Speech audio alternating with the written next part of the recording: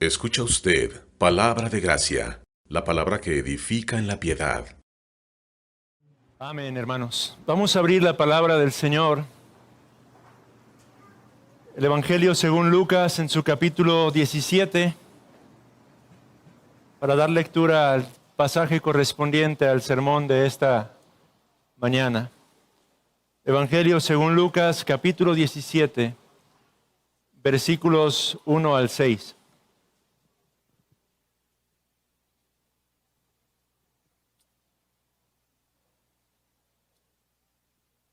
Le voy a pedir que siga atentamente con su vista el texto mientras lo leo en voz alta. Así dice la palabra del Señor.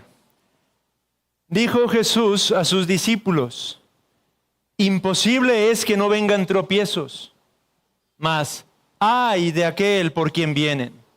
Mejor le fuera que se le atase al cuello una piedra de molino y se la arrojase al mar, que hacer tropezar a uno de estos pequeñitos. Mirad por vosotros mismos. Si tu hermano pecare contra ti, repréndele. Y si se arrepintiere, perdónale. Y si 7 veces al día pecare contra ti, 7 veces al día volviera a ti diciendo, me arrepiento, perdónale. Dijeron los apóstoles al Señor, aumentanos la fe.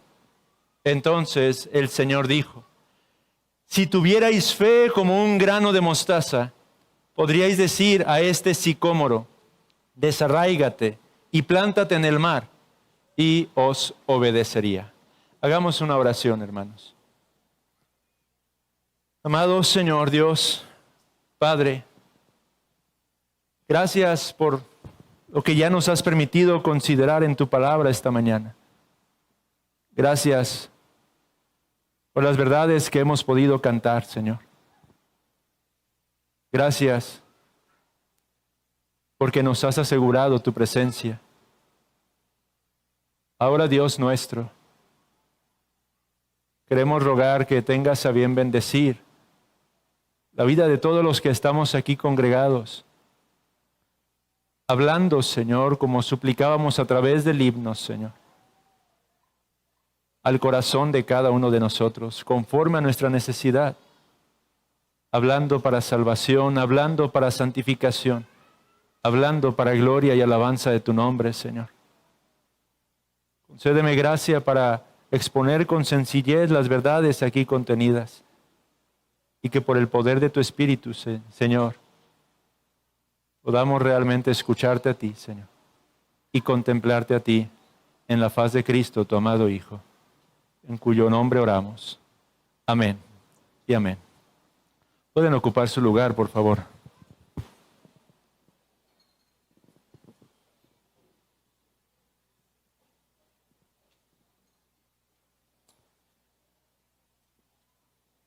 Estamos ahora en el capítulo 17 del Evangelio según Lucas. La ocasión anterior estuvimos considerando un pasaje particular, una historia que nuestro Señor Jesucristo relata dirigiéndose particularmente a los fariseos según el contexto que ya tenemos, puesto que hemos ido escudriñando paulatinamente este precioso libro redactado por aquel médico llamado Lucas.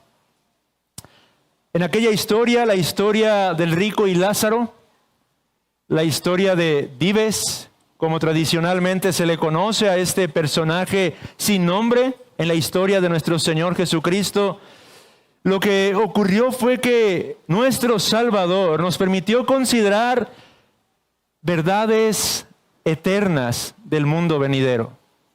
Y amados hermanos, era nuestra oración que la ocasión anterior, cada uno de nosotros pudiésemos considerar detenidamente la realidad del mundo venidero. Pudiésemos considerar que lo que palpamos, lo que tocamos aquí y ahora, no lo es todo.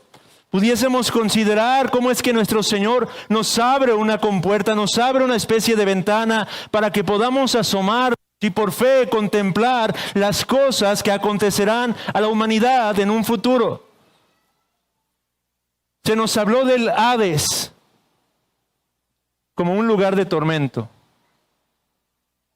Se nos habló del seno de Abraham como un lugar de consuelo. Se nos habló entonces del lugar al que terminarán o en el que terminarán aquellos que rechazan creer en la palabra de Dios. Y se nos habló del lugar al que se dirigen todos aquellos que reciben por fe las verdades eternas acerca de la salvación y la redención que en Cristo Jesús Dios ha placido manifestarnos. Dos lugares distintos, dos destinos distintos, dos sitios, amados hermanos, que usted y yo no hemos visto personalmente. Dos sitios que ninguno de los que estamos en este lugar podríamos asegurar por vista que existen.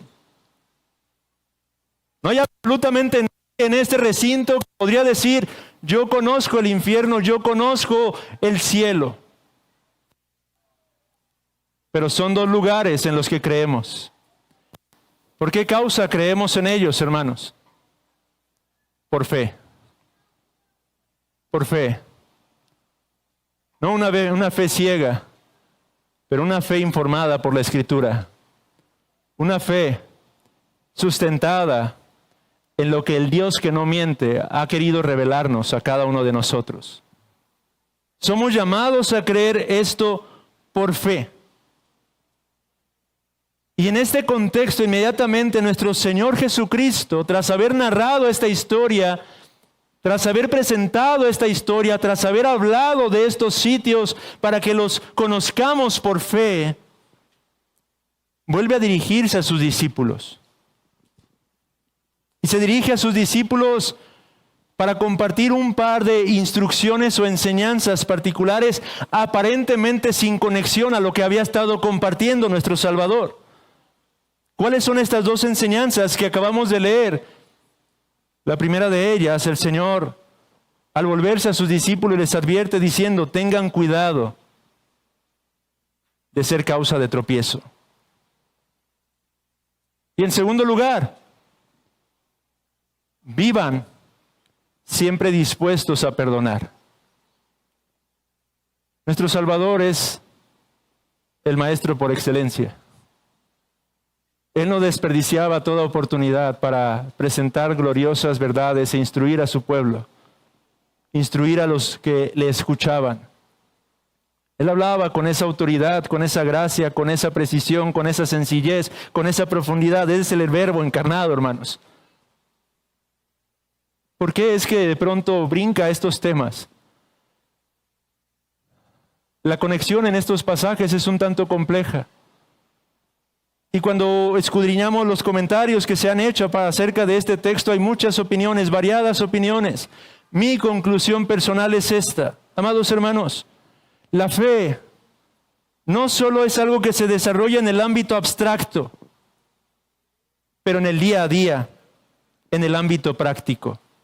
La fe no es algo que solamente necesitamos para considerar aquellas cosas que no somos capaces de ver aquí ahora, pero que tenemos la certeza de que un buen día experimentaremos. Pero la fe es algo que necesitamos día tras día para lidiar con las diversas dificultades de este lado de la eternidad, para enfrentar las aflicciones, para enfrentar lo que implica vivir como cristianos. En otras palabras, es por fe que somos llamados a vivir con nuestras miradas puestas en el ámbito celestial, pero con pisadas firmes en el ámbito terrenal. La fe es algo que ciertamente necesitamos día tras día, amados hermanos, aún para cuestiones tan prácticas como el no causar tropiezo a nuestros semejantes y el perdonar cuando se ha pecado en contra de nosotros. Y espero que esto quede claro en la medida que explicamos el pasaje que hoy tenemos delante de nosotros. Dos enseñanzas que nuestro Señor Jesucristo nos ofrece. Consideremos la primera, que está en los versículos 1 y 2. No seamos causa de tropiezo. Observe que el Señor Jesús comienza allí diciendo a sus discípulos, imposible es que no vengan tropiezos. Él está diciendo que es imposible que no ocurran tentaciones en este mundo caído. Amados hermanos, amigos que están entre nosotros, las tentaciones son una realidad de este lado de la eternidad. Las caídas son una realidad en medio de nosotros. El pecado, la presencia del pecado es real en nuestro día a día. Jesús dice literalmente, es imposible que no ocurran esta clase de dificultades en medio de nosotros. Es imposible que no haya tropiezos. ¿A qué se refiere cuando habla de tropiezos? El significado literal de esta palabra es trampas o piedras que hacen tropezar. Ese es el significado del texto original, de la palabra original. Una trampa o una piedra de tropiezo, pero a causa de ese significado literal, el significado alegórico que los diccionarios bíblicos nos ofrecen acerca de esta palabra es que tropiezo se refiere a cualquier persona o cosa por la cual uno es atrapado o arrastrado, ya sea al error o al pecado. Eso es tropiezo. Algo que hace que las personas caigan espiritualmente o sean desviados pecaminosamente. O si lo personalizamos, alguien que hace que las personas caigan espiritualmente o sean arrastrados, desviados hacia el pecado. Eso es tropiezo. Y el Señor Jesucristo dice que esas cosas van a ocurrir, pero advierte, ¡ay de aquellos que fungen como tropiezo! ¡Ay de aquellos que provocan que otros caigan en pecado! ¡Ay de aquellos que incitan a otros a hacer aquello que es desagradable delante del Señor! Y observe las palabras firmes con las que nuestro Señor Jesucristo amonesta o advierte a estos que son causa de tropiezo. Dice, mejor le fuera que se le atase al cuello una piedra de molino y se la arrojase al mar que hacer tropezar a uno de estos pequeñitos. Nosotros no tenemos el contexto de aquellos que escuchaban a Jesús en esta ocasión. Ninguno aquí que yo sepa tiene un molino. Ninguno aquí trabaja el campo que yo sepa. Pero estas eran enormes rocas, sumamente pesadas. Y baste esto para entender que el Señor Jesús está diciendo que sería mejor para ese personaje que se matase ahogado en el agua que tener que enfrentar las consecuencias de hacer pecar a uno de estos pequeñitos. Ahora, ¿a qué se refiere el Señor Jesús aquí? Es aquí precisamente donde yo veo cierta conexión con lo anterior. Yo creo que cuando habla de los pequeñitos, está hablando de su pueblo, está hablando de la iglesia, está hablando de los cristianos, está hablando de los creyentes. En el Evangelio según Mateo, en el capítulo 18, nuestro Señor hace alusión a esto cuando en los versículos 3 al 5 dice, de cierto os digo que si no os volvéis y os hacéis como niños, no entraréis en el reino de los cielos. Así que cualquiera que se humille como este niño, ese es el mayor en el reino de los cielos, y cualquiera que reciba en mi nombre a un niño como este, a mí me recibe. El Señor está hablando no de que tenemos que ser niños, sino que tenemos que cultivar la sencillez, la humildad que poseen los niños naturalmente y de esa manera aceptar por fe la palabra de Dios. Son las mismas palabras griegas que se emplean aquí y que se traduce pequeñito en el texto de Lucas. En el versículo número 10, mirad que no menospreciéis a uno de estos pequeños. Porque os digo que sus ángeles en los cielos ven siempre el rostro de mi Padre que está en los cielos. Creo que el Señor está hablando de su pueblo y de la forma en la que a veces los hombres pueden hacer tropezar a su pueblo. Dios ama a su pueblo, hermanos. Dios es celoso de su pueblo. Él ama a su iglesia. Él ama a cada uno de sus corderos. Él envió a su unigénito Hijo para dar su vida por estos. Él los ama, los procura y vela por ellos. Otro texto que nos ayuda a considerar está también en Mateo 25, versículo 40.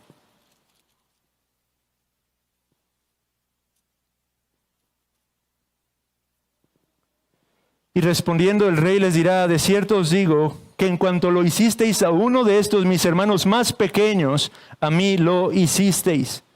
Usted tiene el contexto de ese pasaje, quizás solamente se lo recuerdo para no tener que leer todo el texto. El Señor está hablando acerca de las buenas obras particularmente hechas para con su iglesia. El dar de beber a aquellos que están sedientos, el dar de comer a aquellos que están hambrientos, el visitar a aquellos que sufren por causa de Cristo y que tienen que enfrentar la aflicción, la persecución, aún la cárcel, el martirio por causa de Cristo. Él habla acerca del llamado que tenemos para acercarnos y hacer bien a su pueblo. Y el Señor señala que si nosotros hacemos eso por su iglesia, se lo estamos haciendo a Él. Él está hablando de la bendición y de la forma en la que podemos procurar el bienestar de los suyos. Y en este contexto yo pienso en el rico como uno que es causa de tropiezo. Vimos la semana pasada la manera en la que este hombre era un hombre conocedor de la Torá, del Antiguo Testamento. Era un hombre que conocía las Escrituras. Era un hombre que pudo identificar a su padre, Abraham. Era un hombre que conocía a Lázaro y su miseria. Envía a Lázaro para que moje con su dedo la punta de mi lengua, porque estoy atormentado en esta llama. Era un hombre que conocía la aflicción, el padecimiento, la sed, el hambre, que uno de sus pequeños, de los pequeños del Señor, estaba enfrentando. Pero aquel rico era indiferente. Aquel rico que profesaba conocer al Dios del aquel hombre que decía conocer al Dios de Abraham, de Isaac y de Jacob. Aquel hombre que decía conocer al Dios del que se nos habló en Isaías 40 en la meditación. Aquel hombre que decía tener un conocimiento de la clase de Dios, que es el Dios que es fiel a su pacto, que es grande en misericordia, que es tardo para la ira. Lo único que hizo toda su vida fue tropezar a uno de los amados del Señor, hermanos. Ay de aquel por quien vienen los tropiezos. Ay de aquellos que viven religiosamente. Ay de aquellos que en este mundo caído profesan conocer de Cristo, pero que viven con total y absoluta indiferencia hacia las necesidades de sus propios hermanos, hacia las necesidades de su prójimo, hacia las necesidades de aquellos que padecen. Ay de aquellos que con sus labios proclaman conocer al Señor, pero con sus hechos muestran absolutamente lo contrario. Porque al actuar así están siendo piedra de tropiezo. Ahora, hermanos, apliquemos algo este texto a nosotros, porque en estos puntos tal vez podríamos decir, no, pero yo nunca he actuado de esta manera. En primer lugar, dudo que los que estamos aquí no hayamos hecho eso en algún momento. Pero consideremos formas más prácticas, habituales, en las que a menudo podríamos ser causa de tropiezo.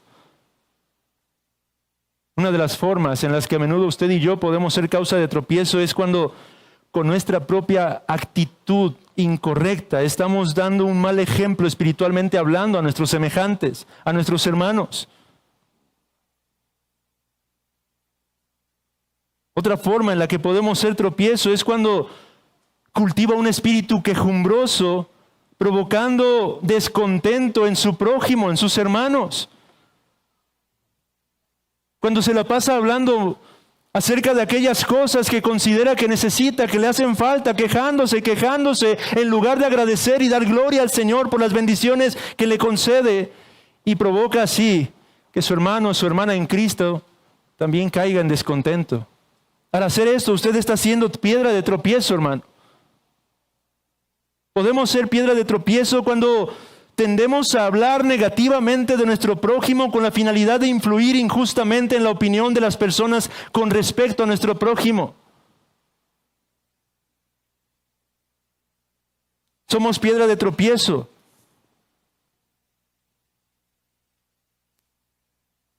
cuando en una discusión no paramos y no paramos y no paramos al punto de provocar ira a nuestro prójimo. Somos piedra de tropiezo cuando incitamos a nuestros semejantes a cierto tipo de pecado, a todo tipo de pecado. La cristiandad hoy en día llega a ser piedra de tropiezo cuando aboga por el aborto como una medida lícita en esta sociedad caída. Somos piedra de tropiezo cuando provocamos a nuestros prójimos o incitamos a nuestro prójimo al pecado sexual. Se es piedra de tropiezo cuando practicamos el chisme. Se nos habló ya en ocasiones anteriores, nuestro pastor Héctor habló acerca de este pecado. La murmuración, las calumnias. Tropezamos a nuestros semejantes al actuar de esta manera, puesto que los arrastramos al pecado. Somos piedra de tropiezo cuando a menudo nos jactamos de nuestros logros con el propósito de provocar envidia a nuestros semejantes. Estas son algunas de las formas en las que se puede ser piedra de tropiezo. La pregunta es, ¿has sido tú piedra de tropiezo? Ahora hagamos una aclaración. Cada quien peca y es responsable de su pecado. Sin embargo, nosotros podemos llegar a ser causantes o incitadores de ese pecado y asumir culpa juntamente con aquellos que pecan.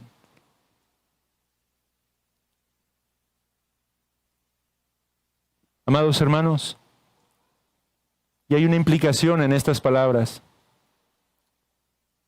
Hablo a todos aquellos que tenemos cierta madurez en la fe por la gracia de Dios.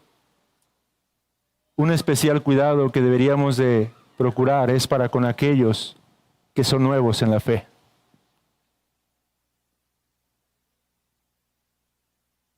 Para con aquellos que recién han llegado a conocer la gracia y la salvación en Cristo. Que el Señor nos conceda gracia para no ser piedra de tropiezo para nuestros hermanos pequeños.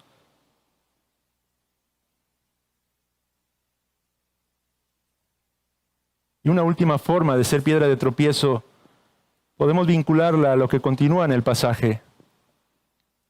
Podemos ser piedra de tropiezo, amados hermanos, cuando profesando un mensaje o creer un mensaje de perdón y reconciliación, nos rehusamos a cultivar un corazón perdonador y en contraste cultivamos y guardamos amargura, resentimiento, enojo, ira hacia con nuestro prójimo. Hay una inconsistencia cuando profesamos ser cristianos en medio de una sociedad caída y las personas ven la amargura con la que nos conducimos constantemente en nuestras diversas relaciones. Decimos creer en la reconciliación con Dios a través de Cristo y en el perdón de pecados, pero somos incapaces de ofrecer perdón hacia nuestros semejantes. Tropezamos a los que nos rodean cuando actuamos de esta manera. Tropezamos a los que están a nuestro alrededor cuando proclamamos creer en un Cristo que entregó su vida en la cruz por nosotros, que ha comprado nuestro perdón a un alto precio. Y vivimos peleándonos unos contra otros. Y esto es la segunda enseñanza que nuestro Señor ofrece. El Señor está ordenando a sus discípulos a no ofender al prójimo, pero al mismo tiempo les exhorta a que no se ofendan ellos mismos fácilmente. Esta segunda instrucción, amados hermanos, aunque pudiera parecer más simple, en realidad es más compleja. Es difícil el no ser causa de tropiezo, porque tenemos pecado aún. Nuestro pecado, nuestro remanente de pecado a menudo nos va a llevar a fallar. Pero más tener una disposición de perdón hacia con nuestros semejantes. Porque esto implica mortificar un viejo enemigo, amados hermanos, que difícilmente exterminaremos de este lado de la eternidad. Un residente permanente en nuestros corazones. Algo que no podemos quitar por completo y no quitaremos de este lado, amados hermanos. El yo, el orgullo, el ego. Eso es lo que hace tan difícil vivir el perdón. Eso es lo que hace tan difícil practicar la reconciliación o buscar la reconciliación. Y el Señor Jesucristo nos instruye en estos versículos 3 y 4 con respecto a lo que Él espera de sus hijos, lo que Él espera de su pueblo. Veamos el pasaje, dice, mirad por vosotros mismos, si tu hermano pecare contra ti, repréndele, dice. Y si se arrepintiere, perdónale. Ya hemos estudiado ampliamente el perdón, pero aún hay cosas que podemos decir de este pasaje el día de hoy, hermanos. Observe en primer lugar lo que el Señor nos ordena hacer y recordemos lo que ya hemos estudiado que deberíamos hacer en el supuesto de que alguien peca contra nosotros. Señor Jesús no dice, ve y cuéntaselo a quien más confianza le tengas. No dice eso el texto, ¿cierto? Él no dice, ve y háblalo en una sesión de hermanos o de amigos. Él dice, repréndele.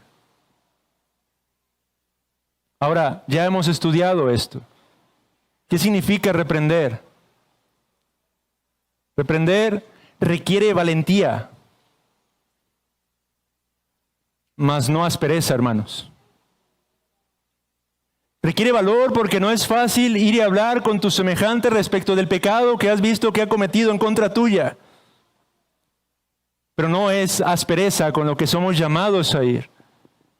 Y nos tomamos varias lecciones en los estudios hablando de la forma apropiada en la que un cristiano en el contexto amplio del Evangelio debería de buscar acudir a ese hermano para que se cumpla el propósito que el Señor establece en esta situación. Recuerdo solamente de manera general los principios que espero que cada uno de los miembros de esta iglesia local estén estudiando constantemente, puesto que es algo que necesitamos para nuestro día a día. Y es que la Escritura, el Evangelio demanda de nosotros que si alguien peca con nosotros, tenemos que ir a reprenderle, pero en primer lugar haciéndolo en el Espíritu del Señor. Asegurándonos de que el fruto del Espíritu es algo que se encuentra latente en nuestras propias vidas. Gálatas, capítulo 5. En segundo lugar, hablábamos acerca de la disposición amorosa, según Primera de Corintios, capítulo 13, que deberíamos de buscar cultivar para acercarnos a nuestro hermano. Y en tercer lugar, y último, la humildad. Filipenses 2. Nada hagáis por contienda, dice el apóstol, ni por vanagloria. Antes bien debemos de estimar a los demás como superiores a cada uno de nosotros. Tenemos que mortificar esa tendencia o esa actitud de querer ir y reprender, sintiéndonos más justos que nuestro semejante, sino que hemos de recordar y ser conscientes de que nosotros mismos a menudo cometemos injusticias, pecamos contra los demás, que no somos mejores que ellos, pero que somos inferiores. Esto requiere que lo hagamos entonces con afecto, no con dureza. Esto requiere que lo hagamos con gentileza, libre de prejuicios. Esto requiere que lo hagamos en oración y no impulsivamente, hermanos. ¿Cuántos errores cometemos cuando de pronto, habiendo pecado alguien contra nosotros, en el furor de nuestro orgullo y de nuestro ego, vamos inmediatamente porque no podemos concebir que se ha metido contra mí? Y en ese ímpetu agregamos nuestro pecado al pecado de nuestro hermano. Y entonces las dificultades crecen. El Señor dice entonces, repréndele. Y después dice, si se arrepintiere, perdónale. Si tu amado hermano confiesa y dice, hermano, fallé, tienes razón. Dios nos manda, perdónale. Y perdonarle implica restaurar la relación. Restaurar la situación. Reconciliar las cosas. Ahora, quiero hacer un énfasis en este sí. Porque dice, repréndele y si se arrepintiere, perdónale. ¿Qué quiero enfatizar en cuanto a esta palabrita de 2 letras que funciona como una condicionante en este pasaje? Bueno, lo que quiero enfatizar es que este sí no implica, amados hermanos en Cristo, que podemos o tenemos el derecho de retener el perdón en nuestro propio corazón. Eso es lo que no implica este sí. No implica que si han pecado contra usted, usted tiene el derecho de que mientras no se arrepienta, puede guardar resentimiento, amargura, enojo, ira en su propio corazón. Eso no lo implica. Más adelante en Lucas capítulo 23, versículo 34, nuestro propio Señor Jesucristo nos revela la clase de espíritu que debe gobernar el corazón de todo verdadero hijo de Dios. Y Jesús decía, Padre,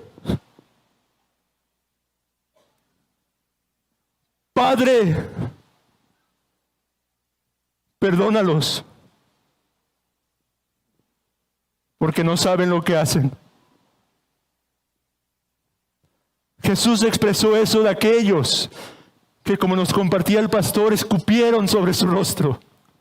Jesús estaba expresando esto de aquellos que habían penetrado sus manos, sus pies, que habían horadado su cuerpo. Jesús estaba expresando esto de aquellos que habían herido sus espaldas, que habían mesado sus barbas. No estamos diciendo que Él estaba extendiendo el perdón redentor en estos momentos, pero estamos diciendo que Él estaba manifestando la clase de espíritu que debería gobernar a todo aquel que es seguidor de Cristo. Padre, perdónalos, porque no saben lo que hacen. Ese sí, amados hermanos, no implica que usted y yo tenemos derecho a retener el perdón en nuestro propio corazón. De hecho, el cristiano debería de cultivar un corazón perdonador antes de ofrecer el perdón formal hacia con su prójimo. De nada sirve en lo absoluto si un hermano ha pecado contra ti y viene suplicándote, diciéndote estar arrepentido, pidiéndote tu perdón. Y tú lo dices, te perdono, pero en tu corazón aún sigues enojado, aún sigues molesto. Eso no es perdonar a tu hermano. Eso se llama hipocresía delante de Dios, que todo lo ve y que todo lo conoce. Por ello es que lo importante es, en primer lugar, tratar con tu propio corazón. Porque solo entonces estarás en disposición de perdonar verdaderamente cuando tu hermano viene diciéndote, me arrepiento. Perdóname.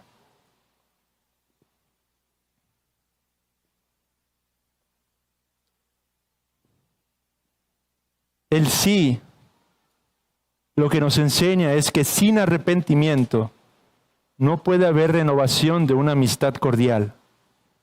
Eso es lo que nos enseña ese sí. No puede haber una verdadera restauración en la relación. No puede haber una verdadera reconciliación entre las personas. Eso es lo que Cristo está enseñándonos con respecto a la necesidad del arrepentimiento. Una mujer o un hombre cuyo cónyuge cae en adulterio, pero éste no está arrepentido,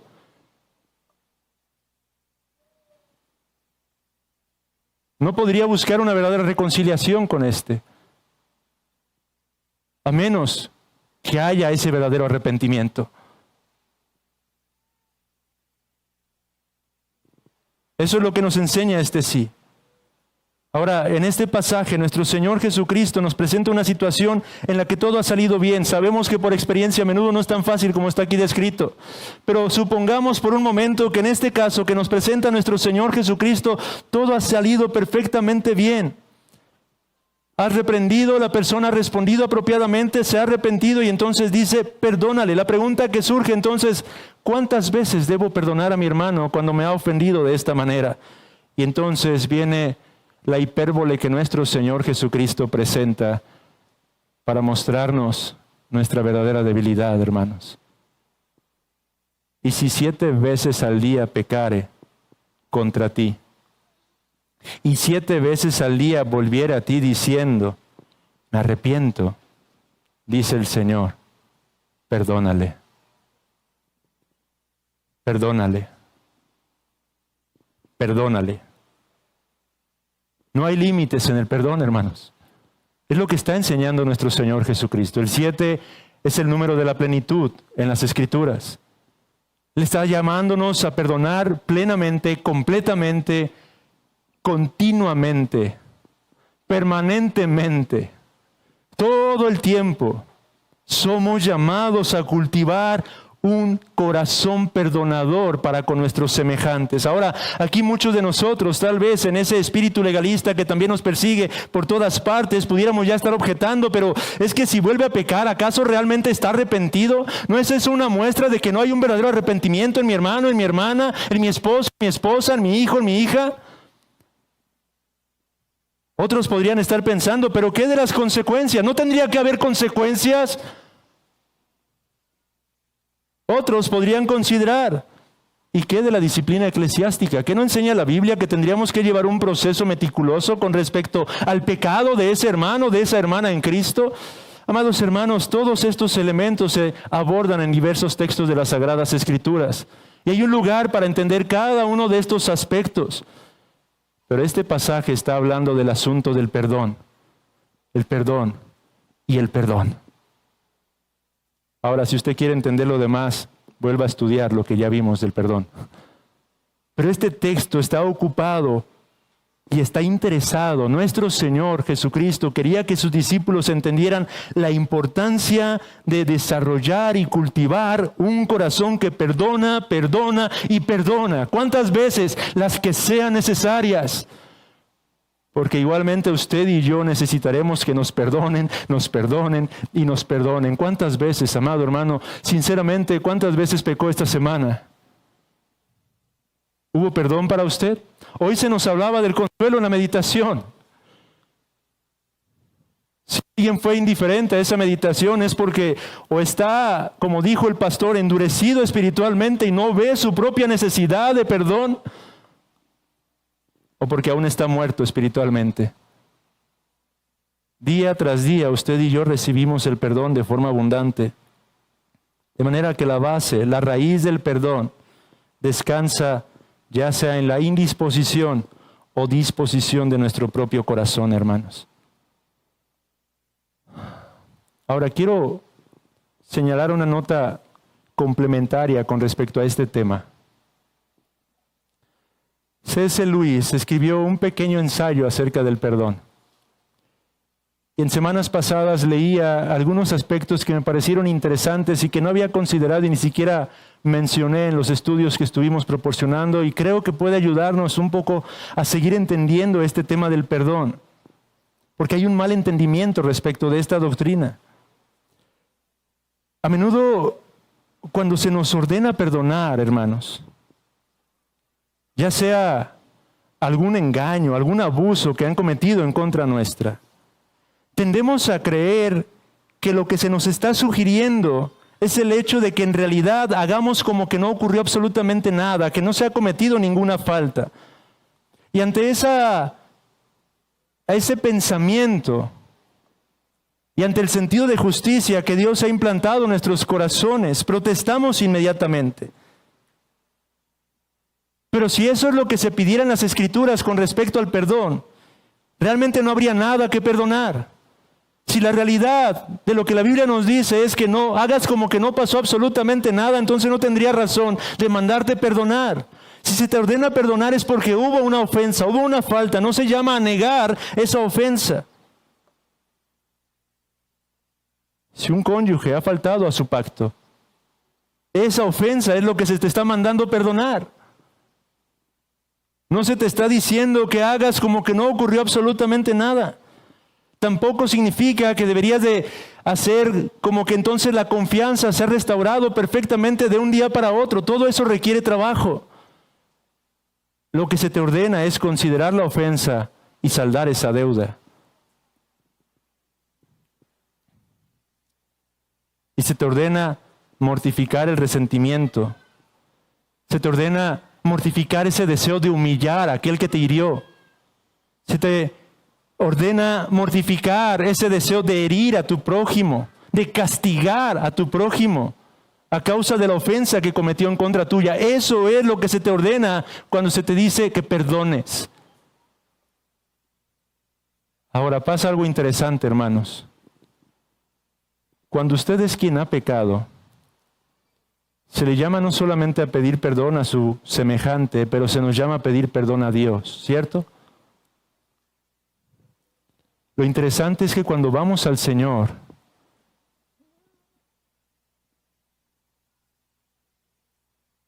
a menudo lo único que hacemos es buscar ser disculpados por Dios, buscar ser excusados por Dios.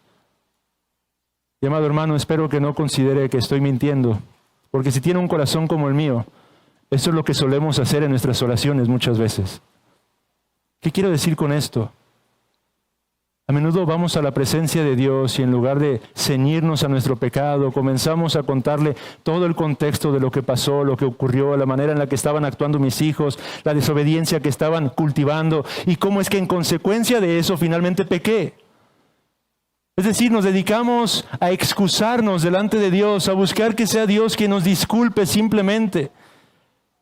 Y esto ocurre precisamente, dice C.S. Lewis, porque a menudo en los conflictos que enfrentamos unos con otros puede haber causas o circunstancias, mejor dicho, que son un tanto atenuantes del pecado. Imaginemos una vez más el caso de un padre de familia cuyos hijos quizá han estado actuando neciamente. Esos hijos que rara vez se comportan mal. Esos hijos que rara vez actúan egoístamente. Pero que en una de esas raras ocasiones de pronto nos encontramos con ellos y ellos actuando de esa forma egoísta, egocéntrica. Pero está usted cansado, agotado, hambriento, va llegando de trabajar. Y entonces viene y su hijo le habla de forma irrespetuosa. Y usted responde de forma pecaminosa, gritándole, quizá golpeándolo. Usted pecó, ¿cierto? Pero hubo circunstancias que a menudo vamos a buscar tomar para atenuar un poco nuestro propio pecado. Y entonces, después de que pasó ese episodio, vamos a la presencia de Dios y en nuestra oración, Señor, es que viste cómo estaba mi hijo. Y estaba cansado, Señor, y estaba hambriento, y fue un día difícil, Señor, y por eso es que respondí de esta manera, Señor, perdóname. Si ustedes como yo a menudo hacemos esto, hermano. Ahora, no olvidemos un par de cosas para mortificar esta clase de excusas o esta inclinación constante de buscar que nuestro pecado sea atenuado. Recordemos, amados hermanos, en primer lugar, que si hay esas causas atenuantes, Dios las conoce. Y no necesitamos ir y recordárselas a Él. No necesitamos ir y contárselas a detalle. Él sabe exactamente lo que ocurrió. Él entiende exactamente nuestra debilidad. Él no es lo que nos manda a hacer, a narrarle todas esas excusas. Él nos manda a presentar delante de Él la parte que es inexcusable, a confesar nuestro pecado tal como es, crudo. Señor, fui iracundo contra mi hijo y lo golpeé, siendo que yo debo ser su sacerdote. Perdóname, porque no mostré a Cristo. Punto. Dios conoce esas circunstancias en primer lugar. Pero en segundo lugar, amado hermano, recuerda que las excusas en realidad lo que manifiestan a menudo es nuestra propia incredulidad. Porque constantemente presentamos toda clase de excusa porque no creemos que Dios simple y llanamente en Cristo puede darnos el perdón que tanto necesitamos. Ve con tu pecado, amado hermano, y cree lo que la Biblia dice. Cree lo que Dios ha dicho. Hijitos, estas cosas os escribo para que no pequéis, dice el apóstol Juan. Pero si alguno peca, abogado tenemos para con el Padre a Jesucristo el justo. ¿Cierto, hermanos? No seamos incrédulos, sino creyentes. No nos llenemos de excusas, pero vayamos a la presencia del Señor.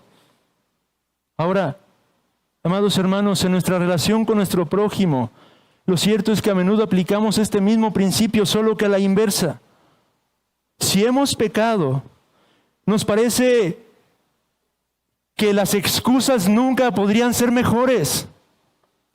Buscamos y pensamos en excusas tras excusas tras excusas. No, es que mi esposo empezó, es que mi esposa estaba actuando así, no, es que mi hijo estaba actuando de esta manera. Y empezamos a excusarnos y nunca serán suficientes esas excusas. Siempre podríamos creer que hay otras cosas más que podrían ayudarnos para hacer ver menos grave nuestro propio pecado.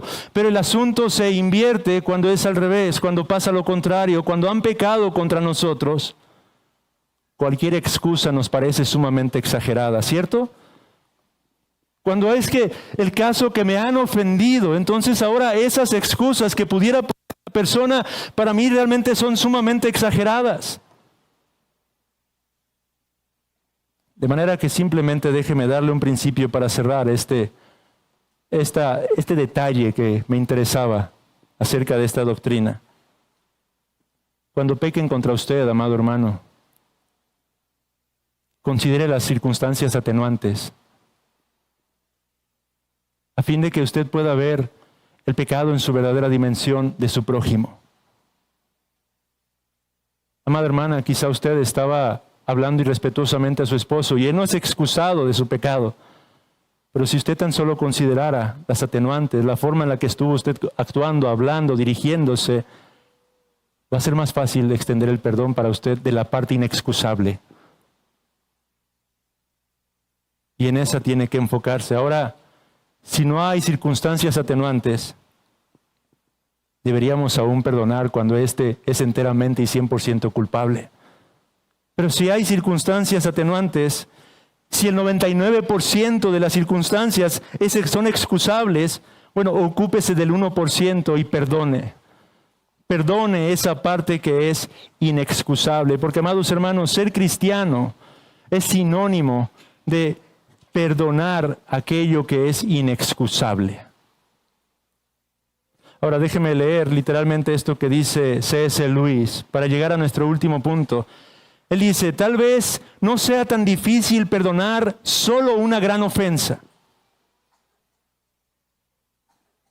Pero ¿cómo olvidar las provocaciones incesantes de la vida cotidiana?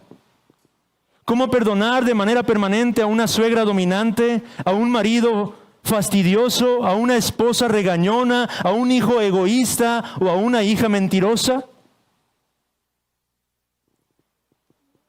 Es ahí donde está la verdadera dificultad, hermanos.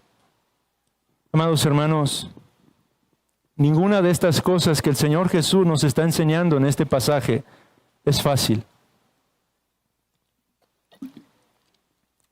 Es difícil ser un buen ejemplo, ¿cierto? Y no causar tropiezo en los que nos rodean. Es difícil reprender bíblicamente a nuestro hermano, a nuestra hermana. No es algo sencillo. Es difícil perdonar. Más difícil aún es continuar perdonando. Aún más difícil es perdonar aquello que es imperdonable. ¿Qué hay del joven que fue abusado siendo un niño?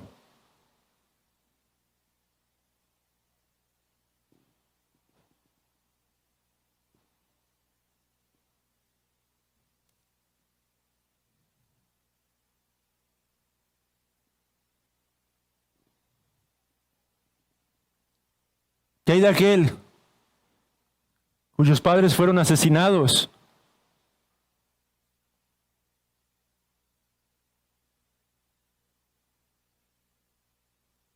¿Qué hay de la mujer cuyo esposo quebrantó su pacto? ¿O del hombre cuya esposa lo hizo?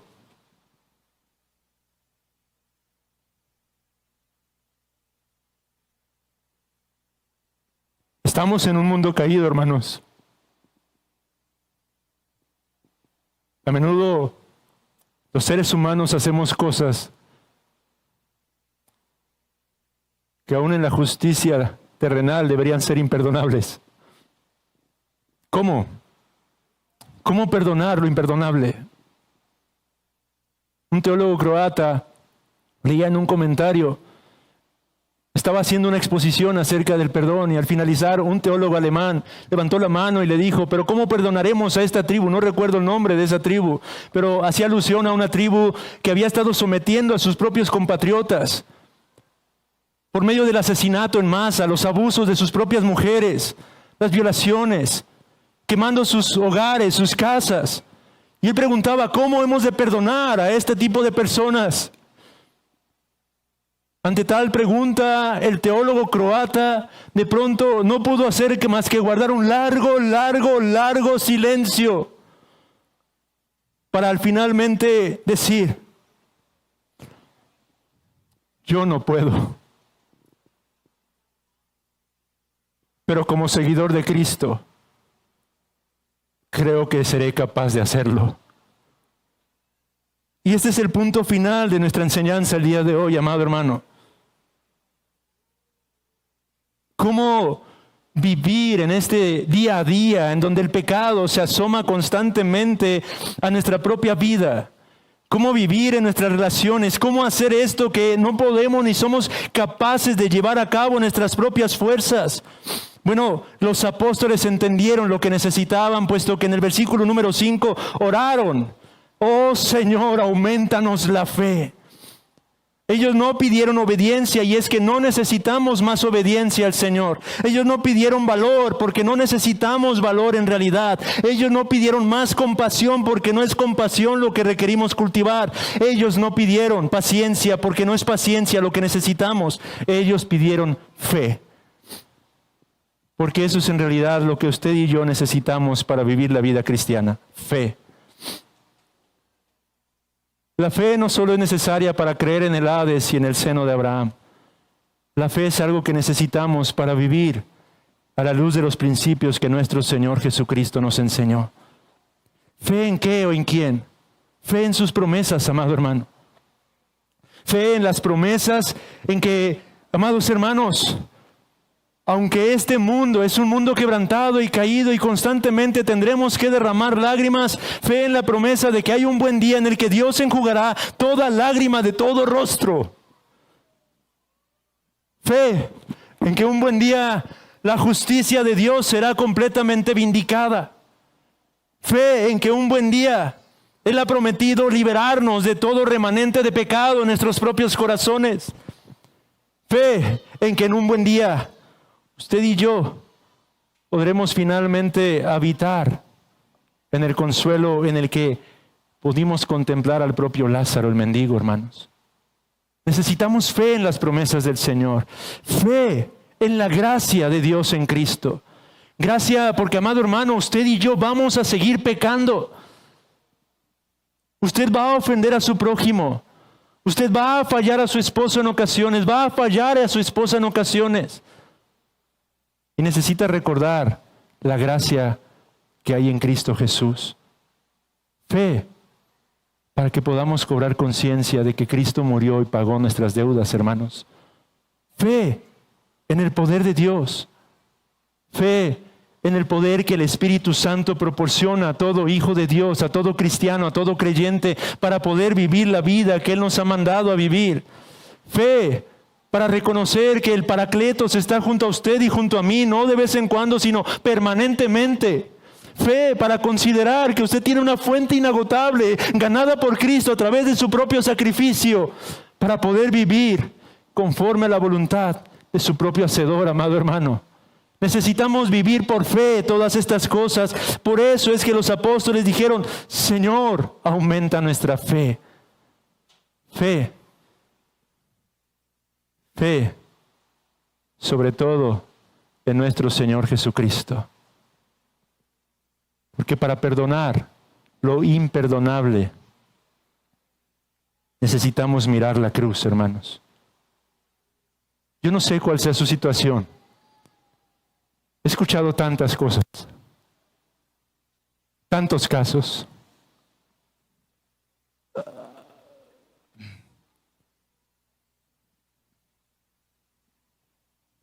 Tantos pecados.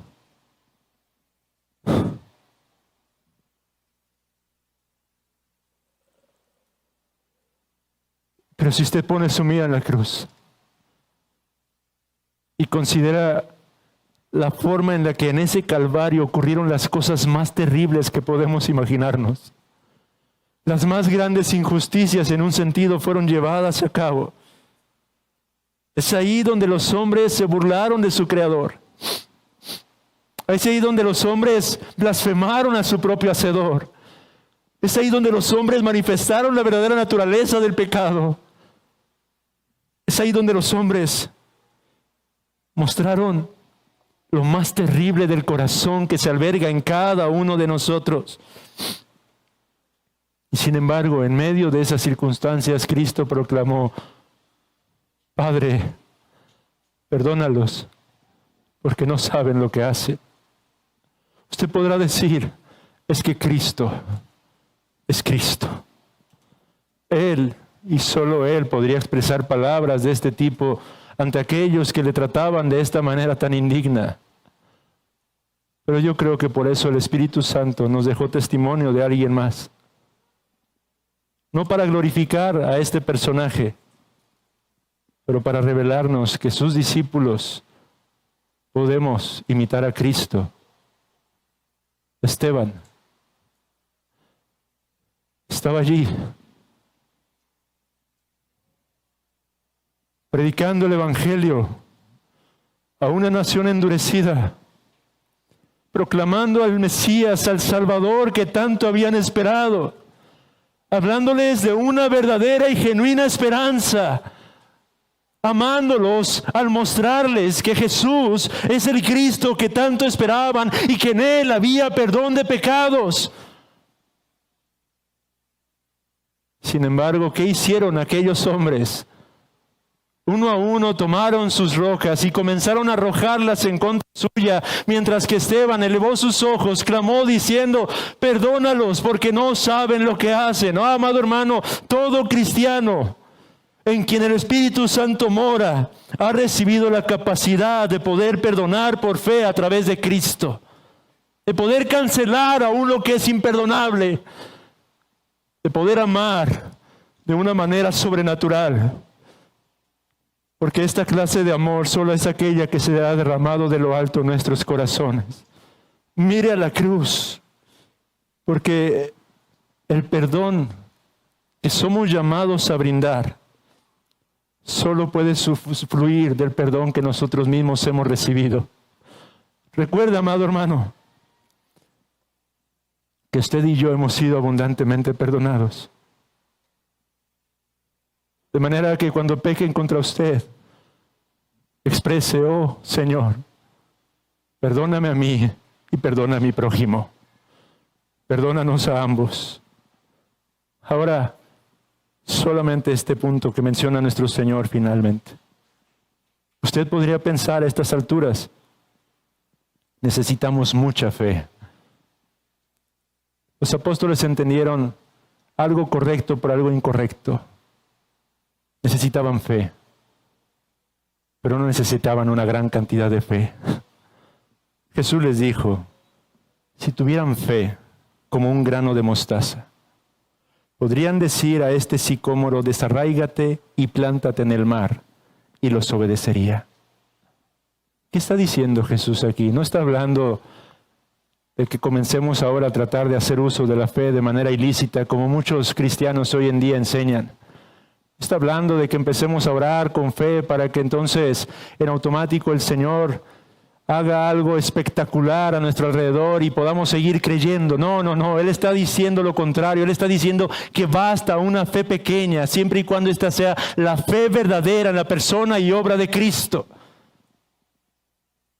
Basta esa fe para que usted y yo podamos vivir la vida que el Señor ha demandado de nosotros. En otras palabras, no se requiere tanto una gran fe en Dios, pero fe en un Dios que es grande. Quiera el Señor hablar al corazón de su pueblo y llamar a aquellos que no han creído en Cristo a fin de que puedan considerar poner su confianza en este precioso y glorioso Salvador. Oremos. Amado Señor, Padre,